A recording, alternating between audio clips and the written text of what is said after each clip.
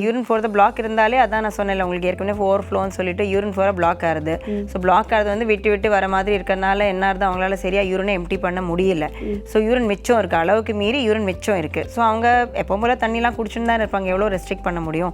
So தாகம் இருக்கிறவங்க தண்ணி குடிச்சு தானே ஆகணும். ஸோ அதுக்கு யூரினில் அந்த பிளாடர் ஃபில் ஆகிட்டே இருக்கும். ஸோ அப்புறம் ஓரளவுக்கு மேலே அதாலையும் கண்ட்ரோல் பண்ண முடியாது.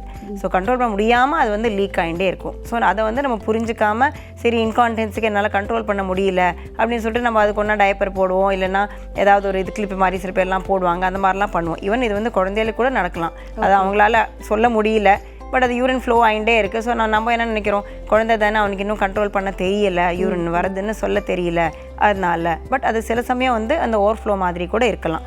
ஸோ அது வந்து யூரின் பாதை சரியாக இல்லை, யூரின் சரியாக போக முடியல, அதனால யூரின் மிச்சம் ஆகுது. அண்ட் அப்புறம் திருப்பி நம்ம யூரின் தண்ணி குடிக்க கூட யூரின் ஃபுல்லாகி வெளியில் லீக் ஆகுது. அது இப்போ எப்படி நார்மலாக நடக்கிறதோ தண்ணி பக்கெட் அதே சேம் பாலிசி தான்.